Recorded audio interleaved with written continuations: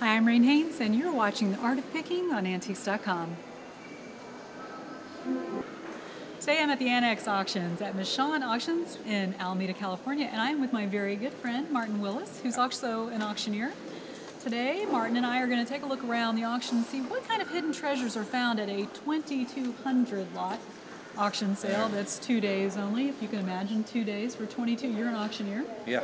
That's moving at a very fast pace. At least 120 lots an hour, I would say. Yeah. Well, you and I kind of looked around a little bit. And we saw a couple of things that caught our attention, and I wanted to show a couple of things. Sure. First of all, that you can decorate your entire home on quite the budget. On a tenth of the budget. If you were to go into a store. And the second thing is the holidays are coming up.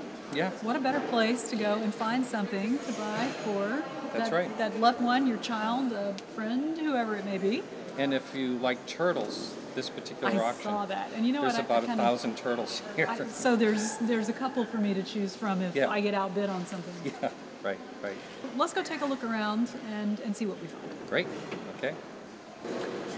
What girl doesn't love a fur? I know that I do. And one thing you might be surprised to know is that when you come out to places like this, antique auctions actually have vintage couture.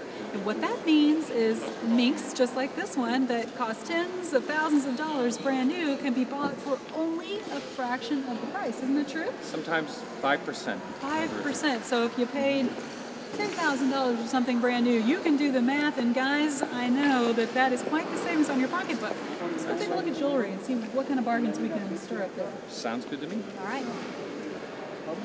So after talking about furs, we came over to the jewelry section, and there's a lot of jewelry here for ladies, but I didn't feel like we were being very fair to the men.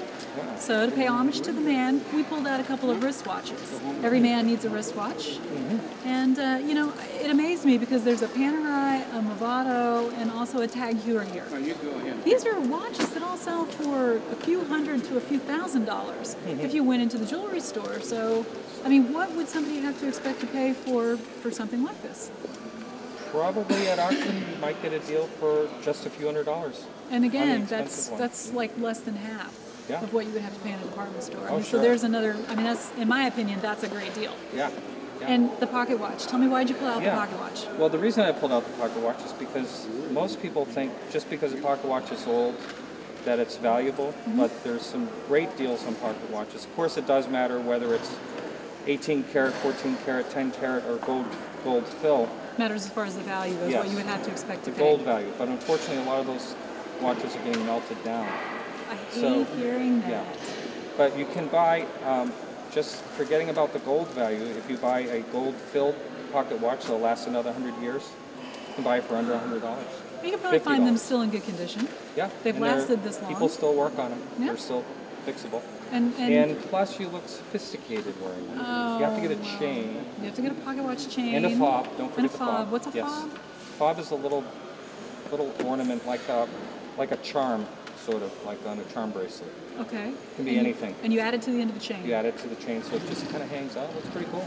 All right. Well, instead of talking about jewelry and gifts, let's move on to the household things. What kind of things can we buy to decorate our house, and for what kind of budget? So here's the opportunity to buy a dining room table. And you know what? This looks familiar to me, so tell me why. Well, this is what's called quarter sawn oak. Some people call it tiger oak. It's the way they used to cut the tree in quarters. Wasted a lot of wood. It was outlawed in the early 1900s. So this is pre-1900s. And during the 70s and 80s, a clawfoot dining table like this would be somewhere between $1,200 and $1,500 in that day. Really? Which would be thousands of dollars today. Certainly. This table today will probably go at auction for $100 or $200. What a deal. Why? It just fell out of fashion. Just fell out of fashion. Well, falling out of fashion apparently can be to your benefit. I mean, because it's oak, it'll last forever. A long time. That's true. So, it's already 100 years old to begin with. Yeah. And it looks like it's in great shape. Now, don't get comfortable seeing me crawling around on the floor somewhere of an auction. Me neither, yeah. But I did want to talk about rugs. Rugs are something that we see, again, a lot at auctions, and something that people need in their homes, especially in older homes where you had hardwood floors. Yes. In the wintertime, these rugs can certainly come in handy, or they make quite the statement in entryway. Look at this That's long, right. I mean, this is beautiful. Tell me about this rug. Well, this is a Hamadan runner, Okay. and it's what you would call semi-antique. In other words, Semi-antique. it's probably from around the 1920s or 30s. That's around old there. enough for me. Yes. Okay. And they have a nice color to them, which if they're in good condition, they'll last forever. Okay. And you can get great buys on rugs. Auction is definitely the place to buy rugs. One like this might go for $100. That's it? Yep. When you go to the rug stores, they're thousands, $4,000. right? Yeah. $100 for a $4,000 rug. Keeping in mind this one's a little bit in rough condition, but you can tell this is a very distinct Hamadan weave right here. There's no backing. It's like you can see Right. the same pattern on the back as you do on the front. Yes. Does that mean it's handmade? It is definitely hand woven. Okay. Yes. Yep. What a bargain. Yep. Again, you know, here's something that you can buy for a fraction of the cost that you'd have to pay if it was brand new. It's pretty, Yes. it has function, and you know what, I don't so much mind that it's worn because it just tells me that, you know, it's got a little history behind it. Yeah. Thanks so much for telling me a little bit about Sure. rugs. This is something that is completely not my area of expertise, Yep. and I'm sure all the viewers are happy to see me on my knees. Let's move on Yes. to the next thing. All right. All right.